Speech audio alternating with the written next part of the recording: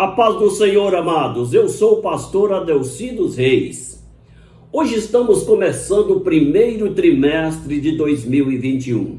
E nesse trimestre, nós estudaremos as lições comentadas pelo pastor Ezequias Soares. E hoje, nós vamos estudar a lição 1 da revista da nossa escola dominical, que tem como título A Pessoa do Espírito Santo. Texto áureo: e não entristeçais o Espírito Santo de Deus, no qual estáis selado para o dia da redenção. Efésios capítulo 4, versículo 30. Verdade prática: somente a Bíblia revela a verdadeira identidade e as obras do Espírito Santo, um tema que nós pentecostais vivenciamos. Amados, hoje nós vamos estudar a primeira lição, a pessoa do Espírito Santo. E nesse trimestre, nós estaremos discorrendo sobre a série de lições comentadas pelo pastor Ezequias Soares. Vamos falar da pessoa do Espírito Santo hoje. Atuação do Espírito Santo, batismo do Espírito Santo, fruto do Espírito Santo, santificação.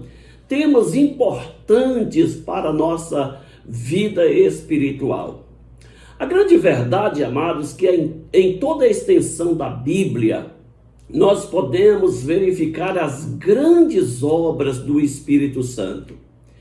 Embora nós tenhamos comunhão com o Espírito Santo, nós conhecemos muito pouco acerca do Espírito Santo. O apóstolo Paulo, ele afirma na primeira carta aos Coríntios, no capítulo 13, o versículo 9, que em parte conhecemos.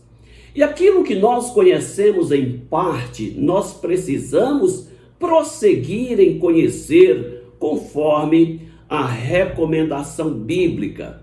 Nós sabemos que aquilo que é terreno é difícil para entender o que é celestial, o mortal, compreender o imortal, o passageiro, conhecer aquilo que é eterno. Mas a Bíblia, amados, ela revela grandes coisas para nós acerca do Espírito Santo. O Espírito Santo, ele foi enviado no dia de Pentecoste para fazer morada em nós, para agir na igreja e através da igreja, preparando a noiva para o arrebatamento. Por isso, andar, viver cheio do Espírito Santo não é um privilégio que ficou apenas para os cristãos do tempo passado. É uma bênção especial para o tempo presente e que nós precisamos também compreender que está à nossa disposição. Por isso, vamos tomar posse desta bênção e vamos procurar viver na presença do Espírito Santo, ser um instrumento que o Espírito de Deus possa agir e trabalhar em nós, visando a glorificação do nome do Senhor.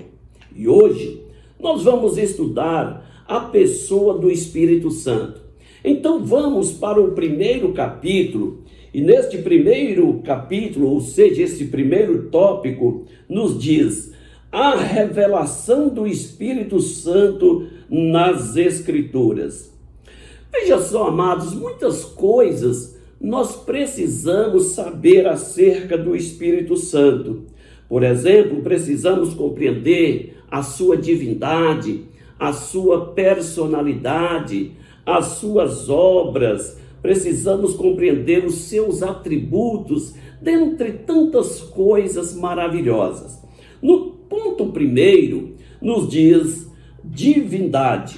Vamos então ver a divindade do Espírito Santo. A Bíblia revela a divindade do Espírito Santo de forma absoluta. O Espírito Santo é Deus. A grande realidade, amados, que por desconhecimento, às vezes nós classificamos a Trindade Santa de uma forma incoerente. Por exemplo, embora nós não temos nenhuma classificação bíblica, mas na mente de muitos cristãos, Eles classificam a Trindade Santa colocando Deus Pai como estando acima, o Deus Filho, um Deus mediano, e o Espírito Santo, um Deus abaixo. Quando nós classificamos desta forma, nós estamos subestimando a pessoa do Espírito Santo. O Espírito Santo não é um Deus menor. O Espírito Santo, ele não é um deusinho. Ele é Deus e forma a Trindade Santa no mesmo nível de atuação do Pai e do Filho. Portanto, nós precisamos compreender que a divindade do Espírito Santo é uma classificação que manifesta aqui todos os atributos divinos.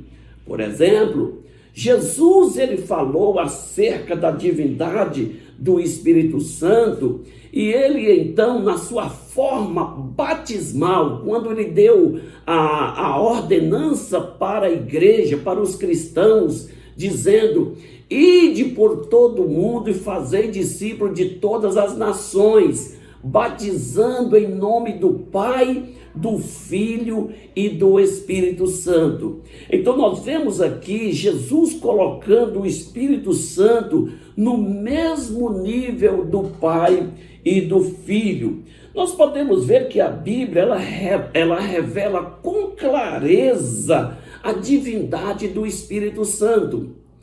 Vemos que o rei Davi, nas suas últimas palavras, no livro de 2 Samuel, capítulo 23, Davi, ele já prestes a morrer, ele diz algo tremendo acerca da divindade do Espírito Santo, quando ele diz Davi, filho de Jessé, diz o homem que foi exaltado, o ungido do Deus de Jacó, o suave salmista de Israel.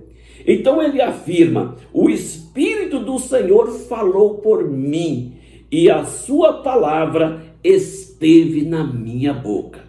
Veja só, o Espírito de Deus, ele fala, ele tem voz, ele age. Nós podemos ver o apóstolo Paulo, quando fez referência ao Espírito Santo na sua primeira carta aos Coríntios, capítulo 3, o versículo 16, o apóstolo Paulo usa a palavra Deus e Espírito Santo como sendo a mesma pessoa. Por exemplo, o apóstolo Paulo diz: não sabeis vós que sois templo de Deus e que o Espírito de Deus habita em vós? O apóstolo Paulo estava ratificando aquilo que o próprio Cristo já havia dito no Evangelho de João, no capítulo 14, e o versículo 23, quando ele diz: se alguém me ama, guardará a minha palavra, e o Pai o amará, e viremos e faremos nele morada. Veja que Jesus, quando ele fala de vir fazer morada, ele usa a palavra no plural. Então nós sabemos que o Espírito Santo, ele foi enviado para fazer morada em nós, como uma promessa do próprio Cristo. Ponto de número 2, personalidade. O que é personalidade? Personalidade, amados, é o conjunto de qualidades que define a individualidade de uma pessoa. E o Espírito Santo, ele tem personalidade, porque ele é uma pessoa. Nós temos personalidade porque somos uma pessoa. E nós podemos ver alguns caracteres que definem uma personalidade. Por exemplo, intelecto. Intelecto é inteligência, capacidade de pensar, de agir, de planejar, de executar. O Espírito Santo, ele tem intelecto, ele planeja, ele age, ele executa. O Espírito Santo, ele tem emoção. Emoção faz parte da personalidade. E nós sabemos, amados, que a emoção, ela expressa sentimento. Então a emoção aqui relacionada com o Espírito Santo manifesta o sentimento do Espírito Santo. Por quê? Ele tem sensibilidade. A Bíblia diz em Efésios 4, versículo 30, que o Espírito Santo ele pode entristecer. O apóstolo Paulo diz: e não entristeçais o Espírito Santo, no qual fostes selados para o dia da redenção. Se o Espírito Santo ele pode entristecer, significa que também ele pode se alegrar. Por quê? Porque ele é uma pessoa com personalidade. Nós vemos também que o Espírito Santo ele tem vontade, manifesta vontade. Por quê? Porque ele é uma pessoa distinta, ele é uma pessoa que age com firmeza, com segurança. O Espírito Santo manifestou a sua vontade na vida de Paulo. Certa vez Paulo, ele estava querendo pregar na Bitínia. E então quando ele chega a Mísia, o apóstolo Paulo afirma que foi impedido pelo Espírito Santo de pregar na Bitínia. Então quando Paulo chega a Troade, ele tem uma visão de um homem que chega para ele e diz: atravessa a Macedônia e ajuda-nos. Veja que isto manifesta, meus amados, a vontade do Espírito Santo. O Espírito Santo ele manifesta a sua vontade, por exemplo, na aplicação dos dons espirituais. É o Espírito Santo que tem a responsabilidade de agir na igreja, distribuindo os dons espirituais. E a Bíblia afirma, na primeira carta de Paulo aos Coríntios, no capítulo 12, o versículo 11, que o Espírito Santo, ele distribui os dons particularmente como ele quer. Por quê? Porque ele tem vontade, ele age mediante a sua vontade também. Ponto de número 3, atributos divinos. O que são atributos divinos? Atributos divinos, amados, são qualidades que fazem parte da natureza de Deus. São atributos que manifestam a Deus, a característica de Deus. São atributos intrínsecos na pessoa divina. Então, nós vemos que esses atributos, eles são manifestados pelo menos de duas formas: os atributos comunicáveis e os atributos incomunicáveis. Quais são os atributos comunicáveis do Espírito Santo? Por exemplo, o amor é um atributo que o Espírito Santo comunica a nós. A Bíblia nos informa na carta de Paulo aos Romanos, no capítulo 5 e o versículo 5, a Bíblia nos diz: a esperança não traz confusão, porque o Espírito de Deus, porque o amor de Deus está derramado em nossos corações pelo Espírito Santo que nos foi dado. Então veja só, o amor de Deus é derramado em nosso coração pelo Espírito Santo.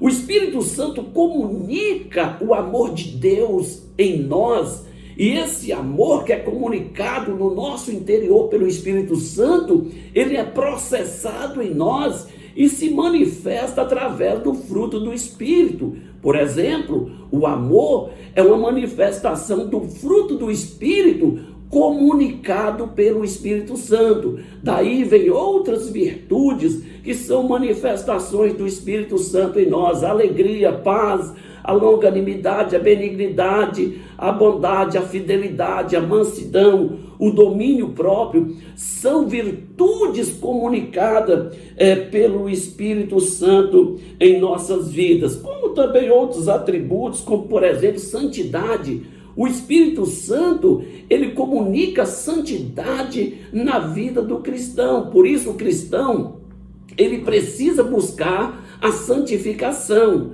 A Bíblia diz: segui a paz com todos e a santificação, sem a qual ninguém verá o Senhor. A recomendação bíblica é para aquele que é santo se santifique mais. E o Espírito Santo é o agente comunicador dessa virtude em nossas vidas. sabedoria, verdade, tudo isso são comunicados pelo Espírito Santo. Por quê? São atributos comunicáveis.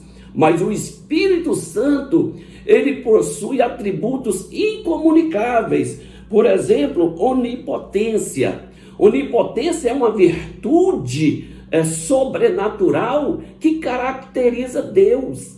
Deus, para ser Deus, ele primeiramente tem que ser onipotente. Se não for onipotente, não caracteriza Deus. E o Espírito Santo, como Deus Pai, Deus Filho, eles são onipotentes. Eles é onipotente. Por quê? Porque ele expressa todo o poder na sua pessoa. O Espírito Santo, ele é onisciente, ele sabe todas as coisas, ele conhece todas as coisas. Ele conhece até mesmo as profundezas de Deus. O Espírito Santo, além de ser onipotente, de ser onisciente, ele é também eterno. Eternidade é um atributo que também caracteriza Deus. Deus, ele é eterno. Deus Pai, Filho e Espírito Santo é dotado de eternidade. A Bíblia nos informa no livro de Hebreus, no capítulo 9 e o versículo 14, a Bíblia diz: quanto mais o sangue de Cristo, que pelo Espírito eterno se ofereceu a si mesmo. Veja que o Espírito eterno, ou seja, o Espírito de Deus, ele então estava agindo em Cristo de uma forma muito poderosa, muito especial. Então, meus amados, nós podemos ver que Deus, ele manifesta de forma tremenda. O Espírito Santo, ele esteve desde o princípio sustentando todas as coisas. Nós podemos ver que no livro de Jó, capítulo 33 e o versículo 34, nós vemos a ação poderosa, soberana do Espírito Santo, quando a Bíblia diz: o Espírito de Deus me fez, o sopro do Todo-Poderoso me deu vida, porque esta é uma característica do Espírito Santo. Vamos então para o tópico 2, o Espírito Santo em Cristo. Veja só, amados, Deus, ele é formado através do Pai, do Filho e do Espírito Santo. Nós vemos que essas três pessoas, elas possuem personalidade. E há pouco eu disse que a personalidade é um conjunto de qualidade que define a individualidade de uma pessoa. E isso é verdade. Mas nós vemos aqui que Deus, ele é caracterizado na pessoa do Pai, do Filho e do Espírito Santo, cada um com a sua personalidade. Mas, embora cada um tenha a sua personalidade, eles agem na unidade. Eles são um em glória, são um em poder, são um em majestade. Então, isto é que define, então, a presença de cada membro na Trindade. Embora distinto, eles agem em comunhão, em união, agem de forma única. Porque, amados, os três, eles estão interligados um no outro. Ponto 1, pericorese. Você sabe o que é pericorese? Pericorese, amado, é a relação plena, a relação profunda que existe entre as três pessoas da Trindade. Ou seja, o Pai está no Filho e no Espírito Santo. O Espírito Santo está no Filho e no Pai. O Filho está no Pai e no Espírito. Então há um entrelaçamento nas três pessoas da Trindade. Um não age independente do outro. Por quê? Porque são uma unidade. Então, amados, eles agem de forma igual, de forma plena. Quando o apóstolo Paulo, ele falou acerca, amado, da pericorese, desta unidade, deste entrelaçamento, desta ação poderosa de um no outro, nós podemos ver a segunda carta aos Coríntios, no capítulo 5 e o versículo 19, quando Paulo, quando ele fala acerca do mistério da reconciliação, e o apóstolo Paulo, ele fala de forma bem categórica, dizendo: Deus estava em Cristo reconciliando o mundo consigo mesmo. Veja só, amados, quando Cristo estava na cruz, Deus também estava lá. Deus também estava na cruz, ou seja, Deus estava oferecendo Ele mesmo.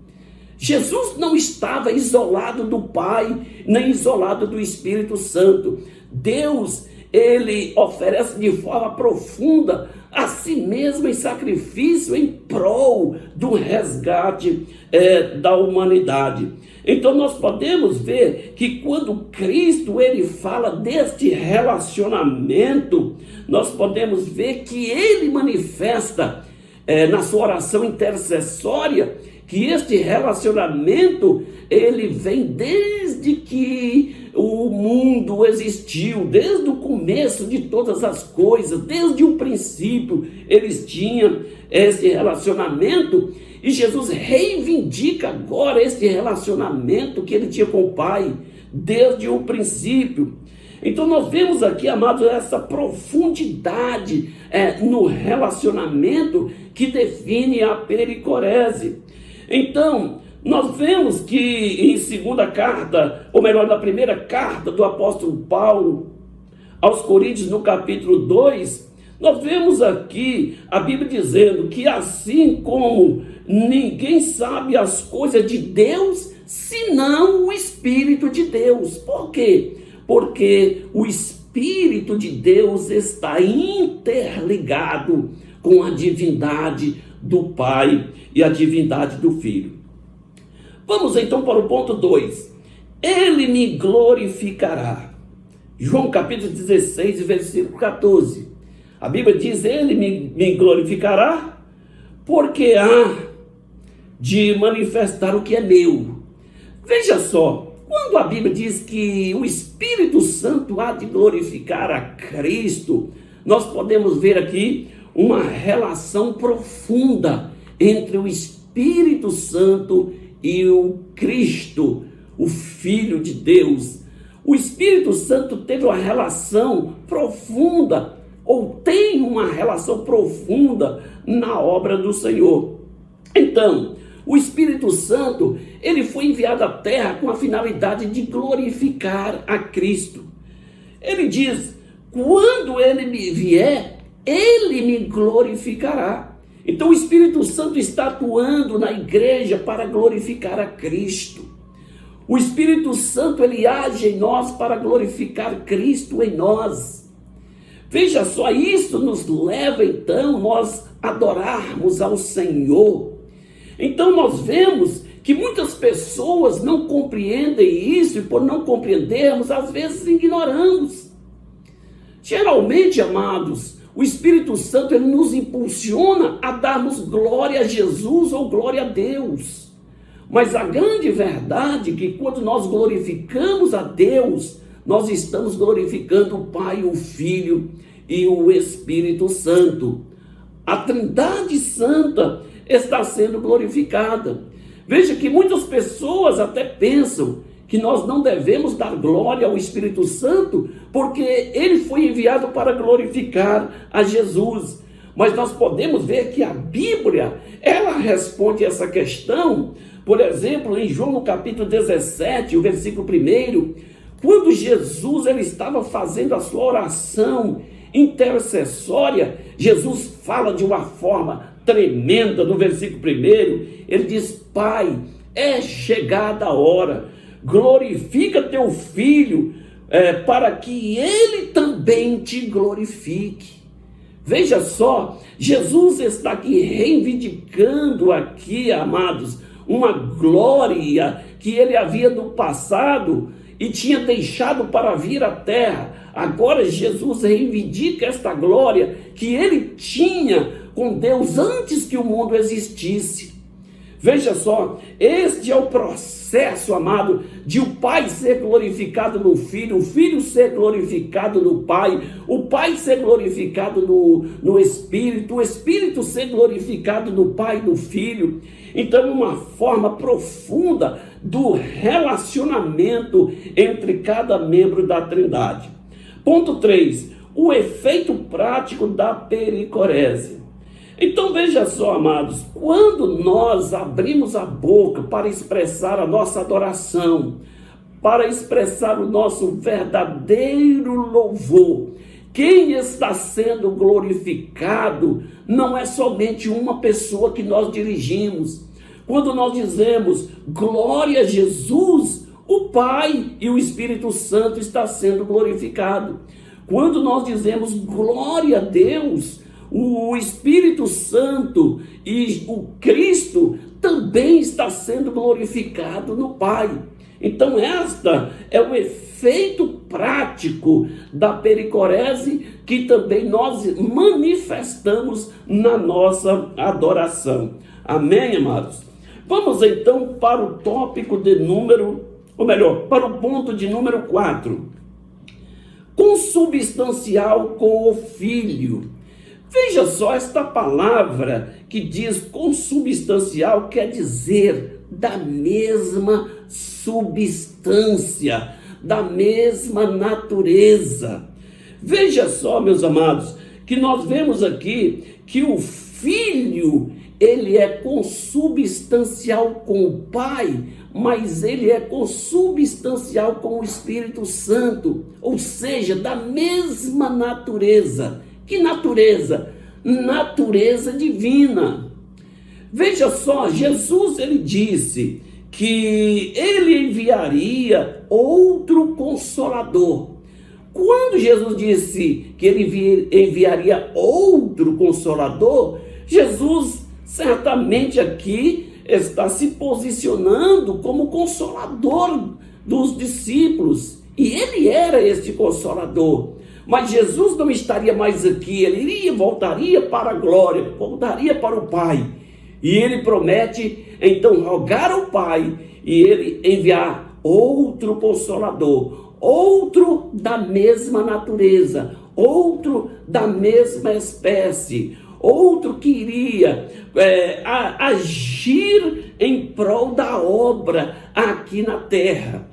E o Espírito Santo é esse agente consolador, que significa aqui advogado, aquele que defende, aquele que está presente, aquele que está ao lado de outro para se defender. Então, nós podemos ver que o Espírito Santo ele foi enviado para estar ao lado dos cristãos, para interceder pelos cristãos. Então, nós vemos aqui que o Espírito Santo é esse agente da mesma substância de Cristo que veio para agir nas nossas vidas. Amém? Vamos então para o tópico 3. O Espírito Santo age no mundo e no ser humano. Veja só, meus amados, o Espírito Santo, ele age desde o tempo eterno. Nós podemos ver que ele age no mundo, age na igreja e age no homem. Nós vemos a Bíblia dizendo aqui no ponto 1, a ação do Espírito Santo no mundo. A Bíblia diz em Gênesis, capítulo 1, versículo 1, no princípio criou Deus o céu e a terra. Veja só a expressão, criou Deus. Deus, aqui na nossa forma portuguesa, é definido pela palavra hebraica Elohim. E Elohim é um substantivo de forma plural, amado. Isto é, que inclui uma pluralidade de personalidade. Ou seja, Elohim, como forma plural, está aqui indicando a presença do Pai, do Filho e do Espírito Santo. Então o Espírito Santo ele esteve na criação, é ele que sustenta todas as coisas, porque o Espírito Santo ele agiu desde o princípio. A Bíblia diz no versículo 2 que a terra era sem forma e vazia, e o Espírito de Deus movia sobre a face das águas. Uma das finalidades do Espírito Santo, ou das funções do Espírito Santo, é gerar vida, é sustentar todas as coisas. O Espírito Santo, ele é fonte geradora de vida. Então nós podemos ver que o Espírito de Deus, ele não esteve somente na ordem cósmica, na criação do universo, mas ele também está como mantenedor, como sustentador de todas as coisas. Então nós podemos ver, por exemplo, no Salmo de número 104, versículo 30, olha o que a Bíblia diz: envia o teu Espírito e são criadas, assim renova a face da terra. Porque o Espírito Santo é esse agente que gera vida, e ele continua gerando vida. Quando Jesus ele disse: eu vim para que tenham vida e tenham vida em abundância, nós podemos ver que além de Jesus ele gerar vida, o Espírito Santo ele mantém esta vida de Cristo em nós, mantém Cristo vivo na nossa vida. Se não fosse a ação do Espírito Santo, amados, nós não sentiríamos esta presença, nós não teríamos este sentimento de prazer, de gratidão e de gozo na presença do Pai, do Filho e do Espírito Santo. Ponto 2. No plano divino da salvação. O plano divino da redenção, amados, foi elaborado antes da fundação do mundo. Então nós podemos ver que Deus ele elaborou o plano da redenção, e esse plano ele ficou oculto em Deus, ficou guardado como um mistério. Mas no plano redentivo, amados, está a pessoa do Pai, do Filho e do Espírito Santo. Ou seja, o Pai elaborou, o Cristo, ele realizou na cruz do Calvário, e o Espírito Santo, ele aplica esta redenção à vida humana. Então, a Bíblia diz que é o Espírito Santo que convence o homem do pecado, da justiça e do juízo. Então, ele age de muitas maneiras. Por exemplo, o Espírito Santo começou a agir na antiga aliança de uma forma tremenda. Muito embora o Espírito Santo não fazia morada no homem, mas o Espírito Santo agiu, por exemplo, em Israel. O Espírito Santo agiu inspirando os profetas a trazer a mensagem divina. O Espírito Santo agiu sobre os juízes para que pudessem ser instrumento para libertar Israel da escravidão das nações vizinhas.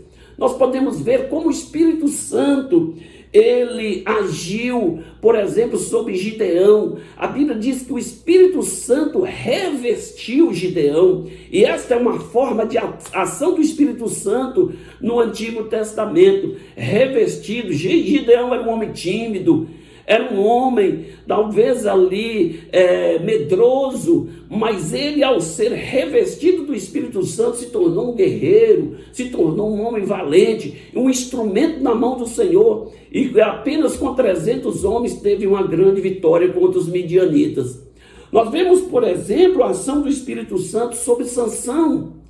A Bíblia diz que o Espírito do Senhor apossou de Sansão. Sabe o que é apossar? É tomar posse, é tomar todas as ações. Todas as ações de Sansão eram coordenadas pelo Espírito Santo. A Bíblia nos mostra que Sansão certa vez entrou na cidade de Gaza, cidade dos filisteus, e eles trancaram a porta para matar Sansão. Sansão, então, amado, levantou de madrugada, e quando foi nos portões da cidade de Gaza, eles estavam trancados. Sansão, então, pega aquele portão com as mãos, sacode aquele portão e arranca aquele portão e leva e coloca em cima de um monte. Por quê? Porque a ação de Sansão, amado, aquela força descomunal, era o poder do Espírito Santo que estava na vida dele. Vamos para o ponto 3. Na vida humana. Veja só, amado, o Espírito Santo, ele veio no dia de Pentecoste para agir na igreja, agir na vida humana.